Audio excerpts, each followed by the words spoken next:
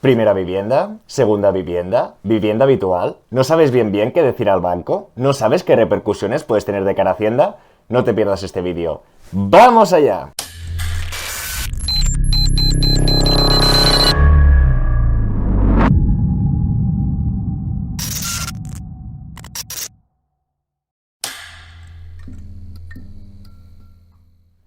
Hola a todas y todos, bienvenidos al Banquero del Pueblo. Primero de todo, desearos feliz Navidad y felices fiestas. Espero que hayáis pasado unos buenos días y los días que nos quedan un poquito por delante. Agradeceros a todos vuestro apoyo, ya falta muy poquito para que lleguemos a 5.000 suscriptores. Daros las gracias de verdad. Y para todos aquellos que no me conozcan, recordaros que llevo máscara porque actualmente trabajo en una entidad financiera y cuando lleguemos a 100.000 suscriptores nos veremos las caras si no es antes. Tal como indica la sesión de hoy, vamos a intentar avanzar un poquito sobre el tema o la cuestión de primera vivienda, vivienda habitual, segunda vivienda y qué repercusiones podríamos tener delante del banco o delante de Hacienda. Vamos a estructurar la sesión en tres partes. ¿Qué es la primera vivienda o la vivienda habitual?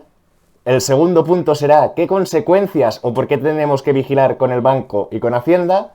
Y el tercer punto para terminar, pondremos un poquito en contexto este juego o qué perfiles o cada uno dónde está y dónde podría ir y por qué tendría que vigilar o no con lo que dice o comenta. Empecemos. Primera vivienda o vivienda habitual. Vamos a tratar este primer tema.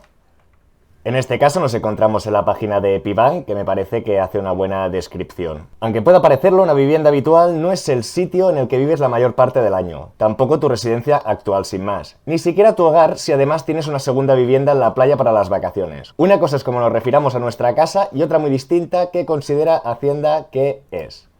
Es normal que tengas dudas al respecto, incluso te hayas sorprendido y le estés dando vueltas al asunto de cara a la próxima declaración de renta. Para aclarar términos y que te quedes tranquilo, compartimos contigo qué se considera vivienda habitual y qué se considera primera vivienda.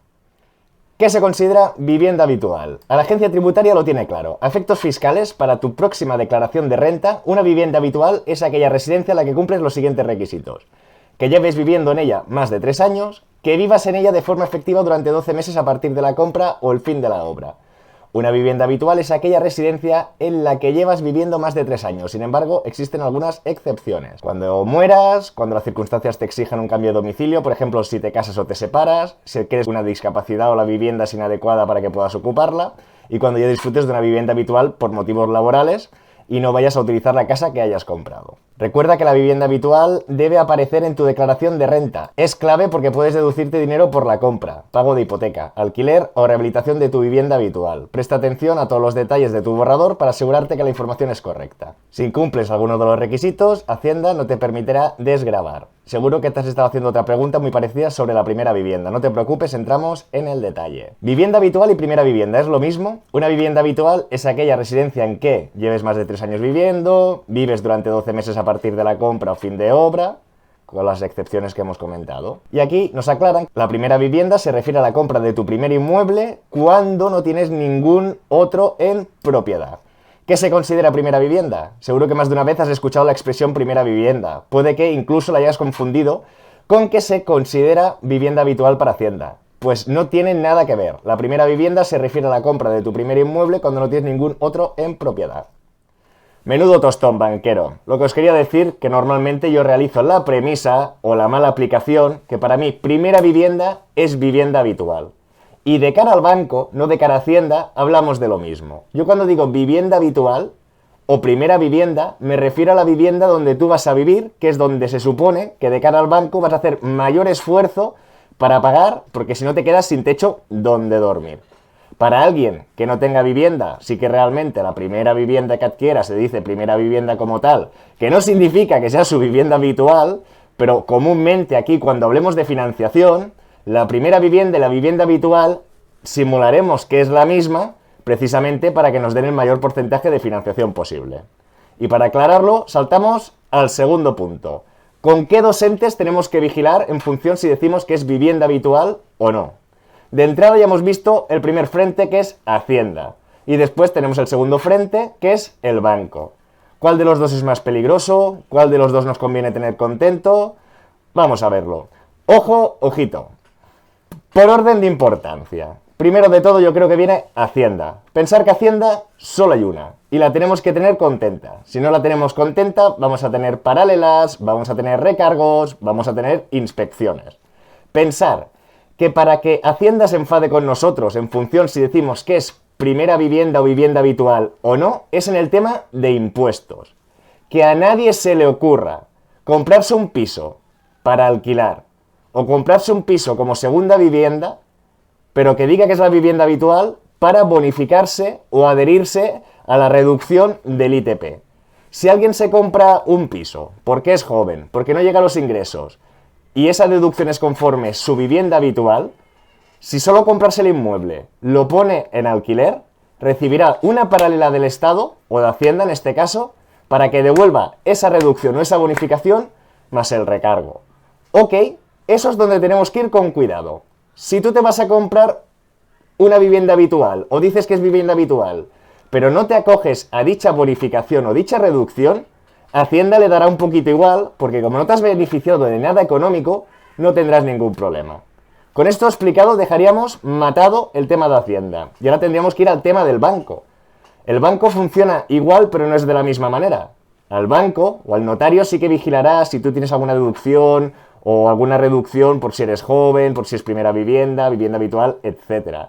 Pero realmente todo esto al banco solo le influye en el porcentaje de financiación que te van a dar sobre la hipoteca de ese inmueble. Os dejo un vídeo por aquí donde justamente recientemente comentamos esto y vimos que si era la vivienda habitual normalmente te daban hasta un 80, si era segunda hasta el 70 o si era para invertir era hasta un 60. Dicho todo esto en contexto, Hacienda, si tú compras una vivienda habitual que realmente no lo será, recibirás un recargo y la multa por esa deducción del impuesto. De cara al banco, no. Lo único que puedes perder es la confianza con el gestor o con esa oficina. Que si tú dices que te vas a hacer una hipoteca para comprar un piso y vivir en él y después ven que lo estás alquilando, si tu idea posteriormente es ir a volver a pedir financiación, seguramente ese gestor te mire y te diga: oye, fulanito, que me dijiste que esto era tu primera vivienda y la has alquilado. Ahora no cola. No sé si habéis visto también un vídeo que hice recientemente, que os lo dejo por aquí, donde precisamente yo con mi socio habíamos comprado un inmueble y al cabo de 2 años queríamos repetir la operación. Como la primera vez dijimos que era primera vivienda, no fue así. En la segunda vez, todo el que el gestor en principio lo veía viable, cuando llegó al analista de riesgos, nos tumbaron la operación. Si eso hubiese quedado a nivel de oficina o a tarifa de oficina, quizá hubiésemos tenido posibilidades. Pero como se envió a riesgos, para riesgos eso sí que es la Biblia, y si dijiste que era la primera vivienda y no la has cumplido, te pierde la confianza y no te aprueban la operación. Con esto explicado, ¿no?, que tendríamos el primer frente abierto a Hacienda, que hay que tenerla siempre muy contenta, y tendríamos el segundo frente, que es el banco. Que bancos hay más de uno, pero tenemos que tener en cuenta sus represalias o los posteriores problemas. Dicho esto, saltamos al tercer punto. ¿De qué manera podemos jugar? O explicaremos algún ejemplo práctico para ver quién lo podría utilizar mejor o peor. Primera suposición o juego donde funcionaría muy bien. Supongamos que yo trabajo, tengo ingresos y vivo de alquiler. Como vivo de alquiler y no tengo ninguna propiedad, iré a una entidad bancaria, la que sea, el Santander por ejemplo, y le pediré una hipoteca para mi primera vivienda. Una vez tenga comprado el piso, si lo que quiero es alquilarlo, lo pongo a alquiler. He dicho que era vivienda habitual para bonificarme o para que me financiasen el máximo importe posible y yo poner lo mínimo.